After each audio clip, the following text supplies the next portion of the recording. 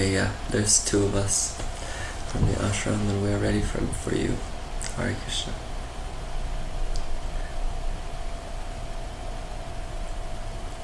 Okay. Are we good to go? Yes, Prabhu. Okay, great.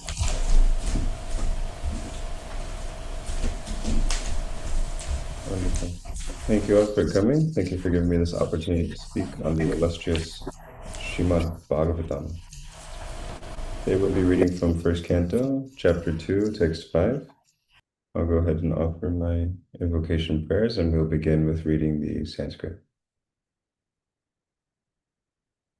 Om Namo Bhagavate Vasudevaya. Om Namo Bhagavate Vasudevaya. Om Namo Bhagavate Vasudevaya.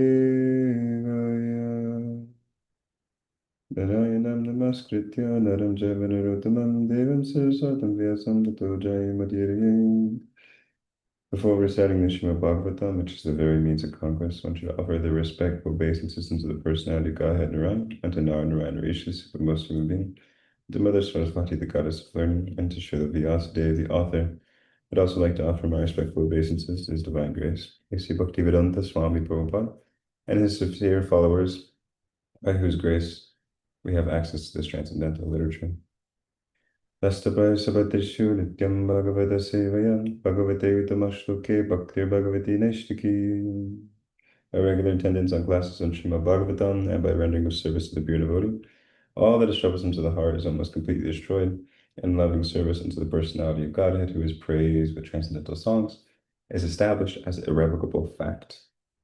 Once again, we'll be reading from Srimad Bhagavatam, Canto 1, Chapter 2, Text 5.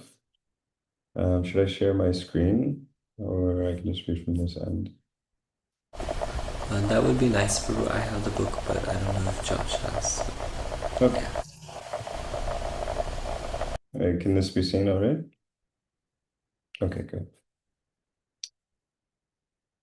Muneyo sadhu kristoham bhavad biloka mangalam yakrita krishna samprashno yenatmasu prasidati. Word for word synonyms. Muneyo, O sages. Sadhu, this is relevant. Krishna, questions. Aham, myself. Bhavadbi, by all of you. Loka, the world. Mangalam, welfare. Yat, because. Krita, made. Krishna, the personality of Godhead. Samprashna, relevant question. Yena, by which. Atma, self. Suprasidati, completely pleased. Translation. In purport by His Divine Grace, A.C. Bhaktivedanta Swami Prabhupada. O sages, I have been justly questioned by you. Your questions are worthy because they relate to Lord Krishna and so are of relevance to the world's welfare. Only questions of this sort are capable of completely satisfying the self. So we have the sages of Naimeshwaranya inquiring from Sutta Goswami, and we'll hear the purport going further by Srila Prabhupada.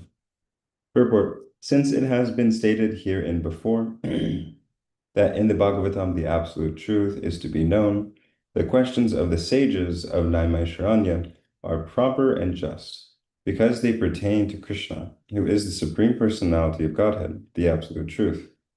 In Bhagavad Gita, chapter 15, text 15, the personality of Godhead says that in all the Vedas, there is nothing but the urge for searching after him, Lord Krishna.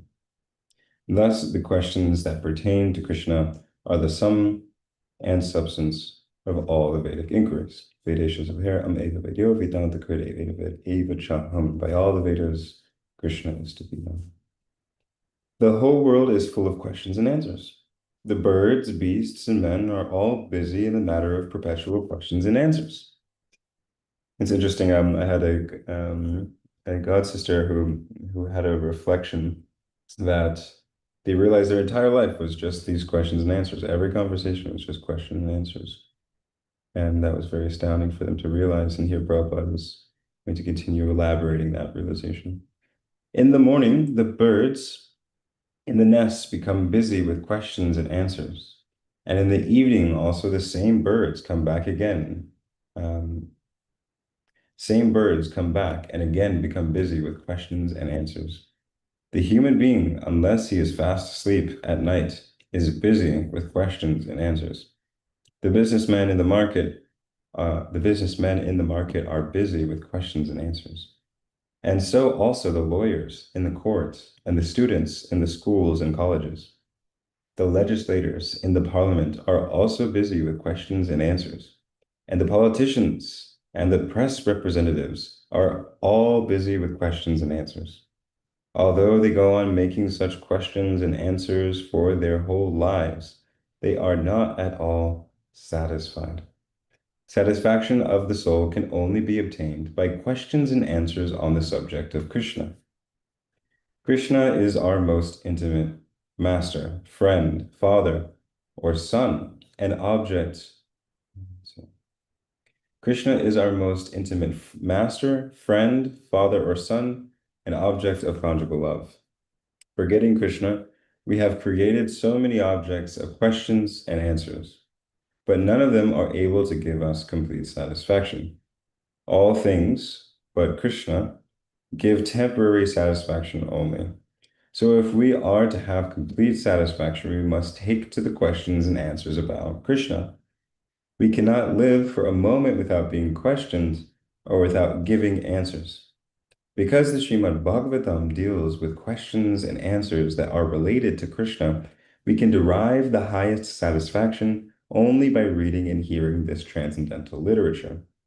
One should learn the Srimad Bhagavatam and make an all-around solution to all problems pertaining to social, political, or religious matters. Srimad Bhagavatam and Krishna are the sum total of all things.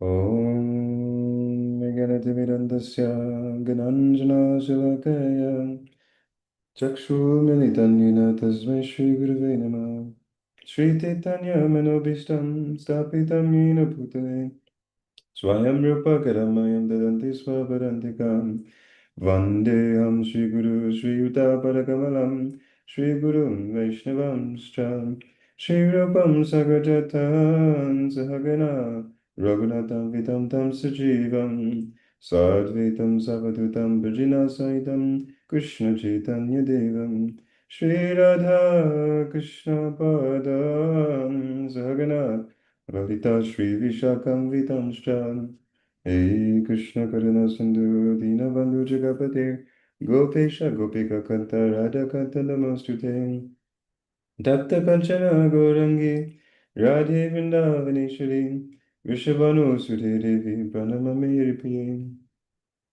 Vanchakalpatarubhyascha Kripasindhuvevacha Patitanam Pavanebhyo Vaishnavebhyo Namo Namaha Shri Krishna Chaitanya Prabhu Nityananda Shri Advaita Gadadhar Shri Vasavi Gaura Bhaktivinda Hare Krishna Krishna Krishna Hare Hare Hare Rama Rama Rama Hare Hare.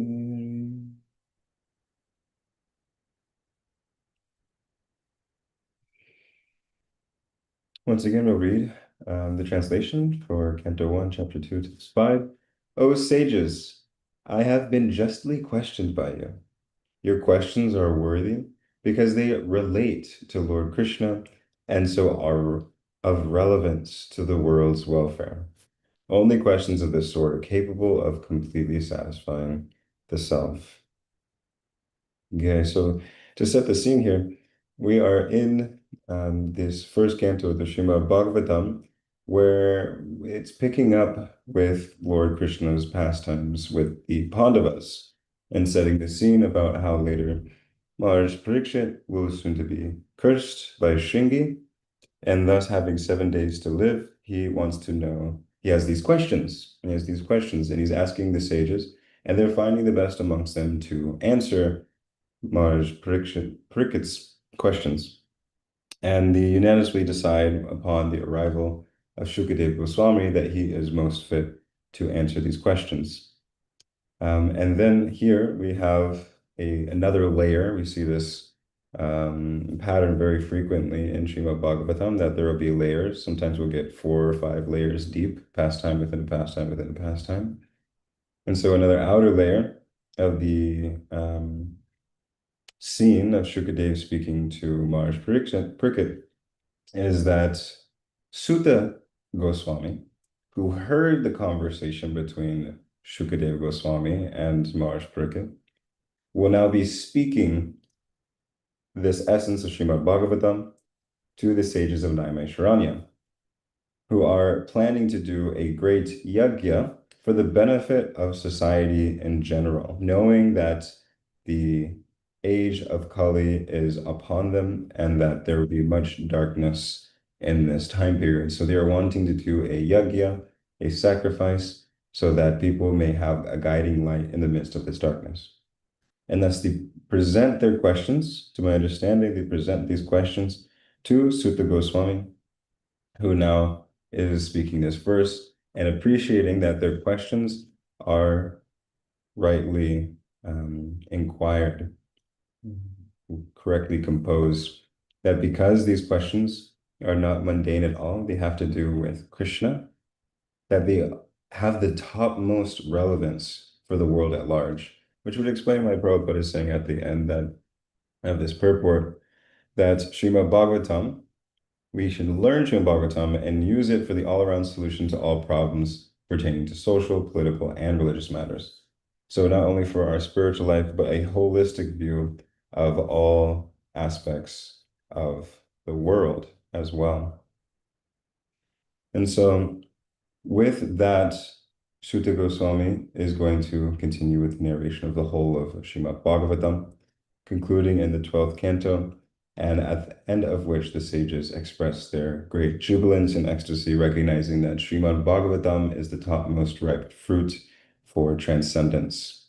In fact, it's understood that Srimad Bhagavatam, right after Krishna left the planet, he incarnated again in the form of this Grantaraj Srimad Bhagavatam, this king of all scriptures, the illustrious Srimad Bhagavatam. And if we, under good guidance from our acharyas and teachers, can relish the fruit of Srimad Bhagavatam, we will gain that topmost realization of love for that Supreme Personality of Godhead. Now, for our talk today, I was thinking how important it is what these questions that we're asking are. Today, the purport and the verse are speaking about the nature of questions and answers and how it can yield satisfaction or dissatisfaction. Just the other day, we were going with some other devotees to a remote place by the coast, and we were on the train. And I was just thinking to myself how, just hearing the general environment, what people are speaking to each other about all kinds of different questions and answers. As the purport gave, there's all these different questions and answers throughout the day that we may ask, and different people in their livelihoods, even different creatures are asking.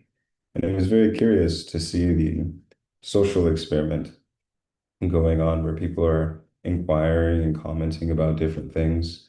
And I starkly noticed how people were not quite satisfied. You could see it on their face when they mention something. Oh, I watched this. And they go, oh, yes, how was that? And like, oh, it was very nice. And they're trying to get some rasa. They're trying to get some pleasure out of it. But then ultimately the conversation just ends with a brick wall, and that their satisfaction is very notably less. And then to try to keep, as they say later in the Srimad Bhagavatam, I believe, chewing the chewed, to keep trying to get some kind of flavor from these conversations. They try to bring up a new topic and a new topic. Oh, well, how was this about this? And how was that? And they're like, oh, it was so bad. It was da da da da da. Oh, really? Oh, tell me more. So they're trying to get some pleasure. They're trying to get some rasa, which is the inherent nature of the soul. Ananda Chinmaya Abhyasa, that the soul is inherently pleasure seeking. And if we're not deriving that pleasure from our spiritual practice, we will naturally be impelled to try to seek it in material things of this world, which again will manifest as these questions and answers. Where should we go tonight? What should we do? What movie, what show should we watch? What will be fun for us to do? Oh, well, have you heard of this? Have you heard of that? And they'll try so many things. But we see even from our perhaps our own personal experience how it leaves a lacking. It may give some agitation to the mind and the senses, but it is yet to satisfy the soul. It's yet to satisfy the heart. And for that, we need Krishna, because the soul is inherently of the para prakriti, the spiritual energy of Satchit and Ananda. And thus, that eternal soul, in order to actually reach satisfaction, must derive that pleasure from something that is equally spiritual. If something material, the apara prakriti, things that are composed out of earth, water, air, ether, fire, mind, intelligence, and the false ego, these things are ultimately temporary, transient combinations of the material energy, and thus they can never fully satisfy the eternal soul. It's an incompatible equation for the eternal soul to try to find its lasting happiness in something temporary. And thus, a proper equation is for the eternal soul to find its lasting happiness in something that is equally eternal and transcendent. And thus, we have the spiritual realm. Thus, we have Krishna himself, who is Satchit Ananda Vigraha, as said in Brahma Samhita, chapter 5. Ishwara Parama Krishna Satchit Ananda Vigraha Anadir Arya Govinda Sarva Karana Karanam. That he is the source of all things, that there is no other source beyond him. That he is that original supreme personality Godhead, and his form is created out of eternality, full consciousness, and bliss. He is the Vigraha, the full form of transcendental energy. And thus Krishna says that he comes, Sambhavami Yuge Yuge, even though he's completely satisfied within his internal realm, even though he's completely satisfied with his unlimited devotees in that spiritual realm, still seeing his, like his children, the jivas that have somehow or other, somehow or other fallen into this material world, he himself comes to give them an opportunity to come back into the spiritual realm. And some of what he does is it's described that he creates this performance almost, this display, like a showcase. Even in the relative world, sometimes there's like an open house where people are invited to come and see and experience something. So Krishna showcases his pastimes, his dhams, his abodes. He comes with Ayodhya and Ram Lila. He comes with Dwarka and his Dwarka Lila. He comes with Vrindavan himself for his sweetest of all Krishna Lilas. And he comes with his associates, and they display these wonderful pastimes. And Srimad Bhagavatam, I believe there's a commentary that says Krishna displays all of these different avatars and all of these different pastimes with Matsya, Kurma, Varahadev, Parshuram, Ramachandra, Krishna, Kalki, Buddha, Sri Chaitanya Mahaprabhu himself, to give us as aspiring practitioners topics to inquire about, things to speak about. What did Krishna do when he came to the earth? Like even the first verses of the Bhagavad Gita is the blind king asking, what did the Kurus gathering on the battlefield, what did they do? Because Krishna is involved with it, it becomes something worth speaking about. Of course, our attention has to be there. Unlike the blind king, our attention has to be there in a mood of service, desiring to develop love. But Krishna displays all these wonderful pastimes to give us something to talk about. Now, one of the very nice things about Krishna's pastimes is that they're very much unlimitedly sweet. They actually awaken the eternal intrinsic nature of love within the heart. Let's see. And I got to viscerally experience that the other day when we were on the train. seeing all of the different questions that people in general were asking, I looked over and I saw that myself and our assembly of devotees, or three of us that were there, we were kind of just waiting. We had just already spent our day. We're actually heading back into the city. Um, and I thought to myself, a question. It's like, what question about Krishna can I ask? What will inspire something about Krishna Kata? What will inspire something for us to speak about and relish and appreciate this transcendental person, Krishna? And so I thought of a question, and already that desire is starting to spring questions, which is starting to spring forward the transcendental topics. And so I turned to my friends and I asked them, what is Krishna's favorite color? It seems like, if you're asking somebody what their favorite color is, it could be mundane. But because these things are related to Krishna, who is the supreme transcendence, all things can give full satisfaction to the heart. All things can bring an awakened transcendental bliss, the Ananda Shakti, the Dini Shakti. And so by asking such a simple question, oh, what's Krishna's favorite color? What's Balaram's favorite color? What's Srimati Radharani's favorite color? Like this, we actually sparked an entire transcendental conversation. We're like, and it was amazing to see. At first, we're kind of blank faced and just kind of waiting for the train to end.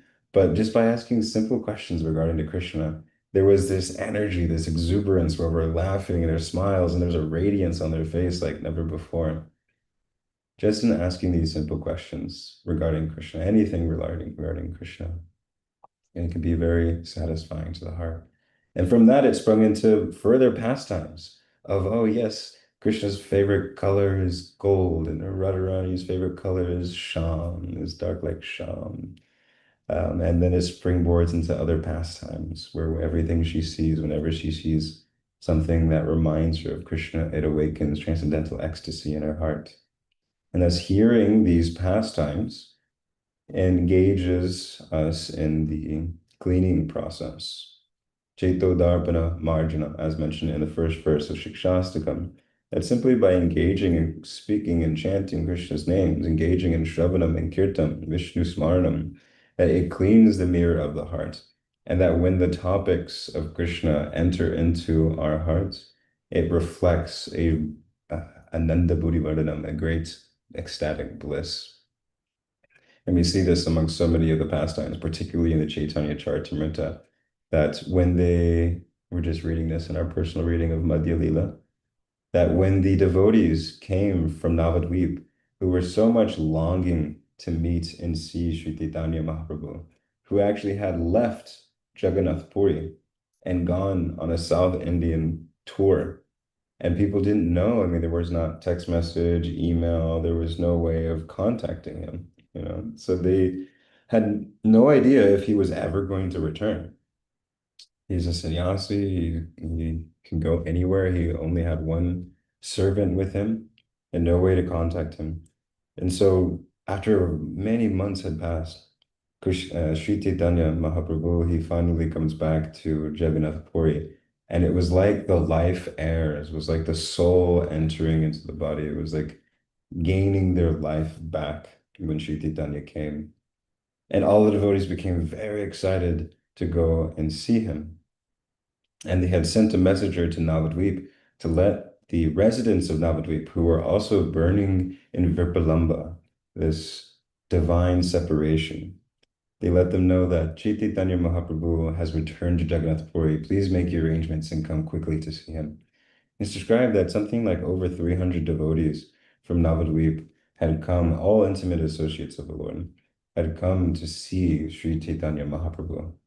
And when they had finally, after a long journey, it's a good long journey and again, there's not planes or cars or trains. They were walking, to my understanding, largely by foot.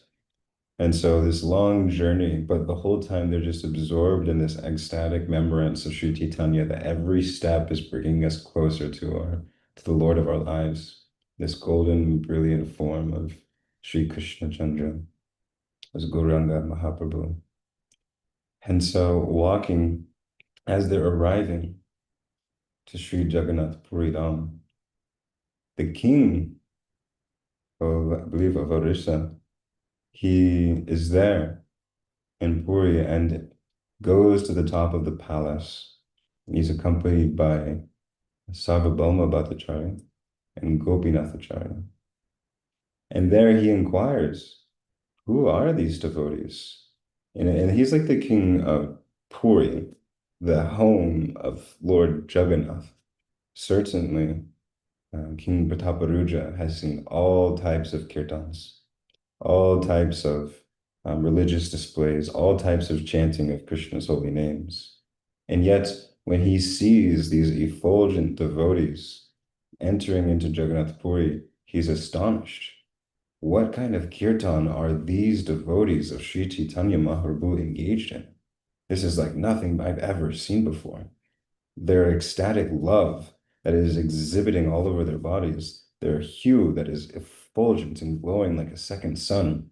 Who are these devotees? What kind of kirtan is this?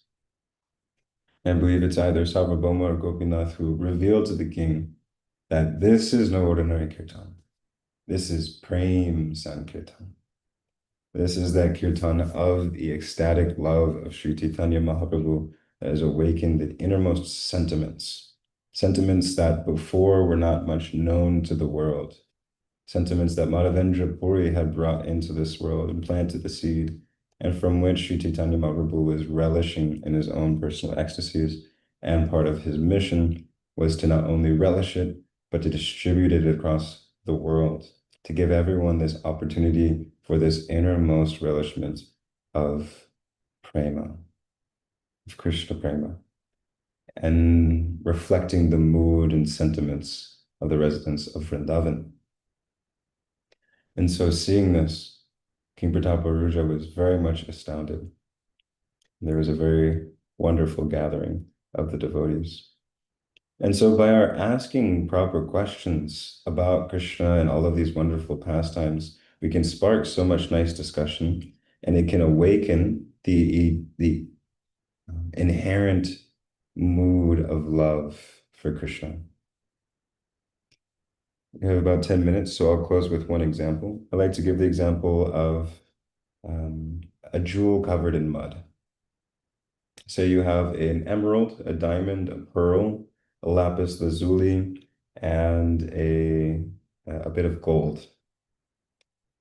These are 5 different, precious items. And now if you cover them all in mud, then externally all we see is the mud. And say, they're mixed together, so we don't know which one is which. We can't take that amount of mud and try to paint another item on top of it. That won't be very much helpful. In order to really find out what is within it, we have to engage in the cleaning process.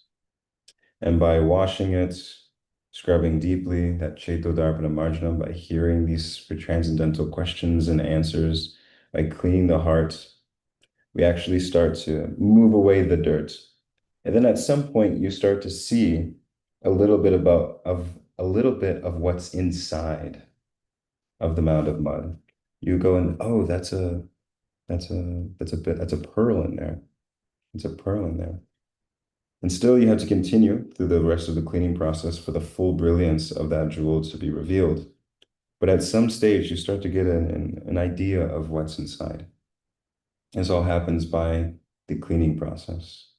And so similarly, Srila Prabhupada, even in the introduction of Bhagavad Gita, mentions, and also in this purport as well, actually, he gives an indication that there are 5 different type relationship styles with Krishna, 5 different rasas. Shantaras, Dasyaras, Shanta, Dasya, Sakhyaras, Vatsalyaras, and Madhuryaras. There are these 5 different types of relationship styles that the soul is inherently, eternally in one of these, just like there's the 5 jewels. The jewel's already there, but then somehow or other it's covered in mud. Ayinanda Dhanunja Kinkaram, that somehow or other we have fallen into this material ocean, and we're praying to Krishna, please pick us up and put us back into our constitutional position, our constitutional relationship with you.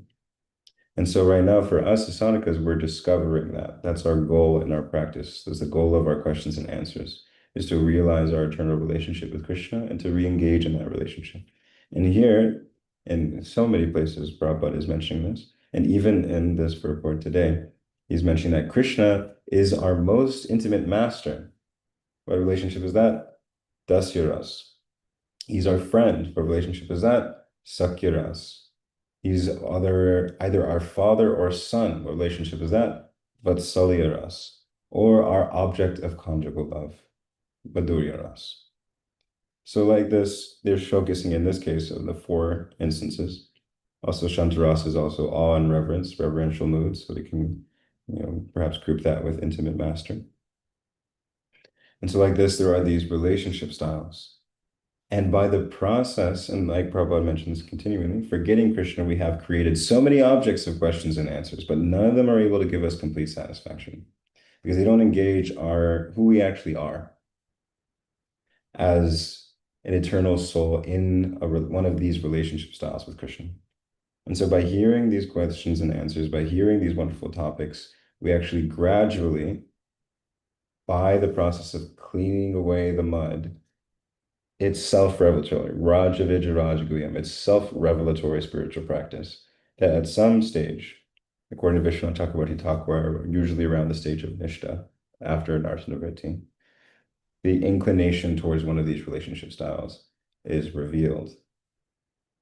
And then from continuing to cultivate that, continuing to clean the jewel, then the full revelation of that relationship is revealed. So if you have a diamond and you have a little bit of it showing, only the part where that light hits that showing diamond will it sparkle. The rest of the mud, it still blocks that sunlight. But then when you go from past Nishta to Asakti, Ruchi, Bhava, and ultimately to Prema, a full purified heart, where all of the contaminations of mud are removed from the diamond, then you place it, you put you shine the light upon that diamond and it glows with full, splendid magnificence. And us too, when we clean our heart by these transcendental questions and answers, our heart will radiate naturally and spontaneously with pure prema, love and devotion. This is what Sri Chaitanya has given us. This is what our acharyas have maintained for us to receive. And this is what Srila Prabhupada has sacrificed so greatly to give us the chance to attain. Thank you for allowing me to share some little drop of nectar from the unlimited ocean of our acharyas, of Srila Prabhupada and Srimad Bhagavatam. Please forgive me if I've spoken anything uninspiring. And please forgive me as your humble servant. Thank you very much for this opportunity to speak about Krishna and his devotees. Haribol. Thank you, Manohara Prabhu. And if you don't mind, I have a question that I was sort of just came to mind towards the end of the class, which was, so I'm just trying to figure out how to ask it. I've been hearing, for as long as I've been a devotee, that, you have an eternal relationship with Krishna, I have an eternal relationship with Krishna, right? So that's what I'm hearing in this class too, and I appreciate that. That makes a lot of sense to me, and it's comforting also. But then I'm also thinking about how, I don't know the whole story, but there, I've heard devotees discuss the story of Gopakumar and how, they're, within the spiritual world, some, change in position and things like that. And I also just thinking about how very often, you hear devotees, I don't know if this is right or not, but you hear devotees really heavily, emphatically glorifying the Madhurya Ras, and so it sort of feels like, okay, I guess what I'm trying to get at is, if one of these things is much higher than higher, so-called, than others, then why can't everyone do it? or can they? But then how does that, you know, fit with the "we have an eternal relationship with Krishna" statement? Really nice question. I'm glad that there was a question. I was going to feel bad if we went through this whole class about the importance of asking questions and then there were no questions. So I'm very glad there was a question. I was like, okay, great. Job done. But yeah, I'll admit first that this is definitely a topic that's higher than my pay grade. I can share some thoughts that I've heard from my teachers and studies of the acharyas and the scriptures, but certainly there will be someone who's more senior who can answer this with greater authority and realization. But to share some thoughts, first you mentioned how there's the story of Gopakumar in Brihad Bhagavatam. To my understanding, I'm still yet to go into the full length and breadth of Bhagavatamrita, but to my understanding, wherever Gopakar went, he wasn't fully satisfied until he got to Vrindavan. And so when even he went to Vaikuntha, he wanted to embrace the Lord, but the other devotees were saying, no, we don't do that here. We're in the mood of awe and reverence or servitorship. That's not the right way of interacting with Lord Narayan. And so he didn't feel fully satisfied. To my understanding, he didn't feel fully satisfied there until he was able to go to Vrindavan and he was able to express that sentiment with the Lord in that capacity. Um, in the other example you've mentioned, where the lineage certainly seems to be emphasizing more of Madhurya Ras than the other rasas. My understanding from what I've read from acharyas and heard from mentors is that it's not necessarily a hierarchy in one sense, but because all of them are on the fully transcendental platform. All of the different relationships of paramour or friend or parental or servitor, they're all on the transcendental platform. And so in one sense, there's not a hierarchy. And each soul is fully satisfied in their relationship with Krishna. It's not that Subal or Sridham or Madhu Mangal are feeling unsatisfied in their relationship with Krishna. And they're feeling fully satisfied in their relationship. But the acharyas also mention that although they're all equivocal in their transcendental nature, there is a difference as far as the intensity of love, the intensity of sweetness in the relationship. And that is revealed to have the utmost intensity of love is present in Madhurya Ras. That being said, again, every person is satisfied in their type of relationship. And to use a mundane example, of course, mundane examples don't always fully illustrate the idea, but it can give us some kind of thought in the matter. That, say I had two friends that we were just traveling with yesterday. They are in a romantic relationship together. They're husband and wife. They've been married for many years, and I'm friends with them. I'm satisfied in my relationship of being friends with them. So I don't need it to be in a different level of relationship. Although their relationship with each other is a level more intense than my relationship with them. Their relationship with me is also as a friend. And so there's a dynamic, there's a rasa, there's a relationship there, a friendship, and we get to joke and play and laugh and do these kinds of things. And I'm satisfied with that relationship, and they're satisfied with that relationship. That being said, because they're in a romantic relationship, it is naturally one that is emotionally more intense. It's one that is emotionally more intense. So that's somewhat of my understanding. Again, there will be more people who will be able to give deeper shot references and deeper realization. But to my understanding, that each person is satisfied in their relationship with Krishna, and it is a nature of awakening whatever our relationship is with Krishna. Again, from what I've heard, many devotees have awoken to the full range of rasas with Krishna, even in our lineage. And towards that note, certainly again, my understanding is that our lineage follows something to the effect of follows under Lalita, and it's followers of Rupa Goswami, who's Rupa Manjari. And so certainly, and of course, Sri Chaitanya Mahaprabhu himself is coming to relish this internal rasa. And so naturally, there is a lot of emphasis or content around that particular rasa. But still, particularly in the way that Bhaktivinoda Thakur is handed down to Bhaktisiddhanta, who's handed down to Srila Prabhupada, although the emphasis of the lineage may be in that particular rasa, still there's room for, as we say, Prabhupada has created a house that everyone can live in. And so everyone from all backgrounds, all cultures, all traditions, and even spiritually, all different types of rasas. They may even be from different lokas, whether they may go to Goloka or Vaikuntha or Ayodhya. And we see this reflected in Sri Chaitanya Mahaprabhu's pastimes as well.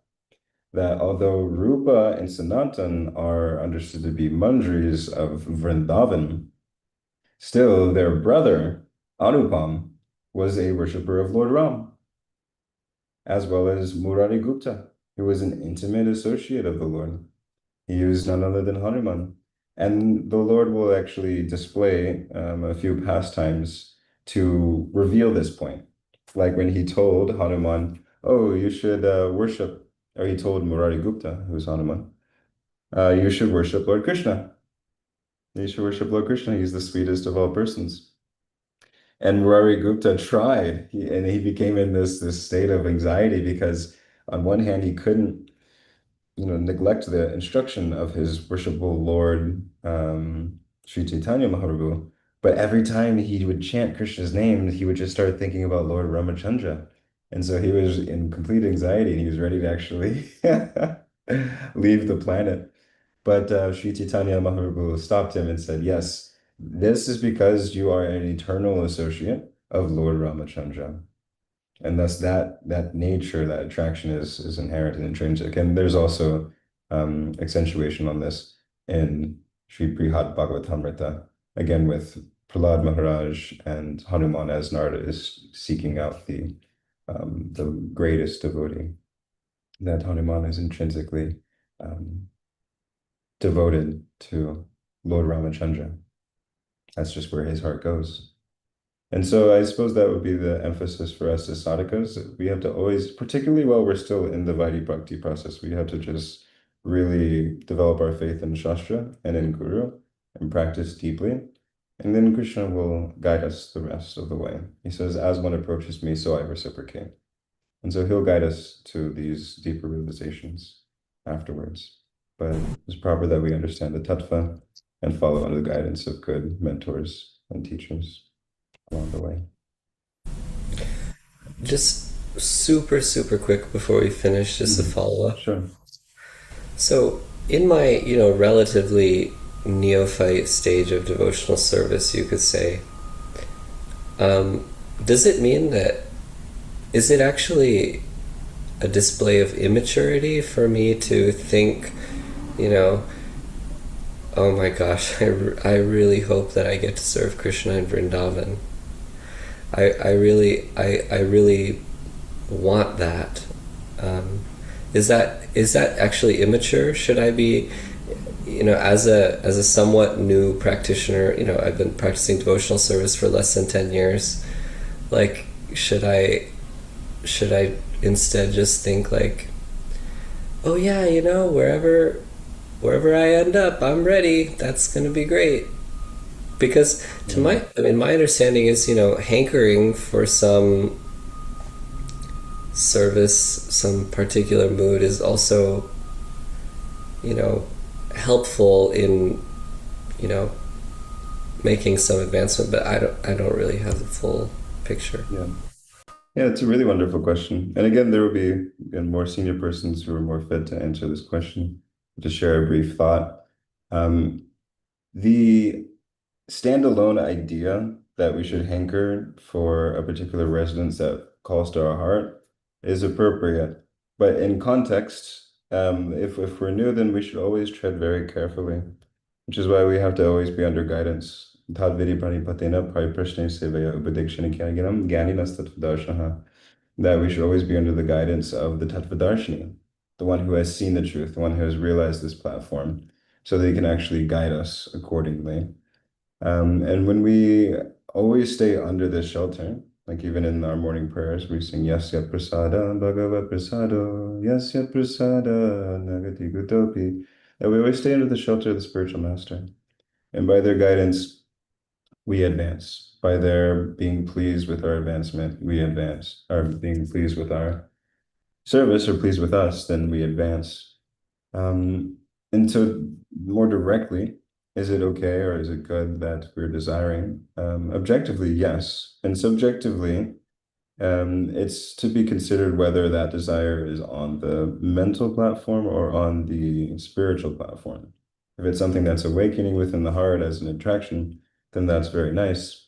But if it's on the mental platform, then what I've heard from mentors is that one should continue on with their regular Vaidhi Bhakti sadhana, but with curiosity, like an open curiosity. It's not that certainly in Vrindavan and any other idea I would just reject, because that can be dangerous.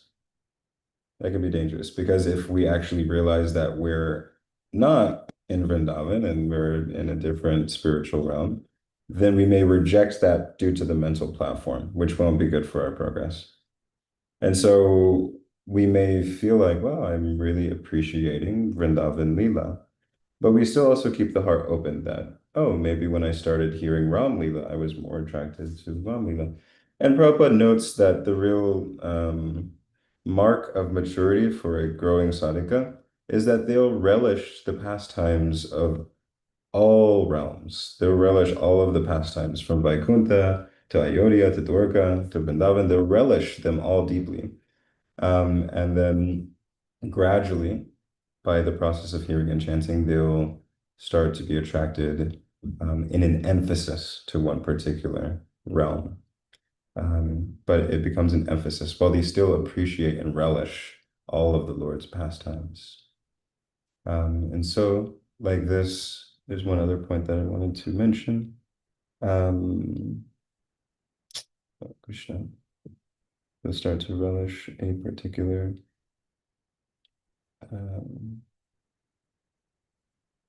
so I've also read a very nice descriptive book recommended by a mentor that it's almost with the Vaidhi Bhakti platform, it's almost like learning a script. And so we should become familiar with the spiritual world, very familiar.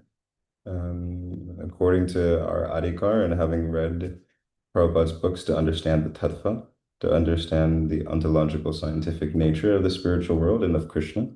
With that as our foundation, we should become very familiar with the script of the spiritual world. We should become familiar with the cast and the characters, so to say, of Vrindavan, of Ayodhya, of Dwarka, of Vaikuntha. We should know, oh yes, there is Lakshmi, there is Narayan, there is Krishna and his 108 principal queens in Dwarka, that there is Satyabhama and that there is Rukmini. We should know, yes, there is Ayodhya and his and Lord Ramachandra's kingdom, and that there is Sita and Lakshman, that there is Hanuman. You should understand and come to be familiar with the layout of all of these transcendental realms. And of course, naturally, the Vrindavan is also there. Of course, after we've gradually progressed through reading Srimad Bhagavatam and arrived organically at the 10th canto, we should become familiar with Yashoda Devi and Nanda Maharaj and Lalita and Vishaka and Radharani and Marumangal and Subal Sridham. We should become, according to the guidance of the Acharyas and Srila Prabhupada, familiar with the lay of the land. And then Krishna, seeing our sincerity, and Guru, being pleased with our development, will reveal more within the heart. Sarvashachaham hidi sadhivistam atasmitya jnanamapohanam cha. He's the source of remembrance. And so by seeing that, he will reciprocate with us, ye prapadyante, and reveal further irrefutable Rajavicharajavyam self-revelatory experiences. I'm looking forward to it. Yes, exciting process of Krishna consciousness. All right, well, thank you so much, Manohara Prabhu. And thanks to those who joined in the Zoom room or on the live. We will be back again tomorrow with 126.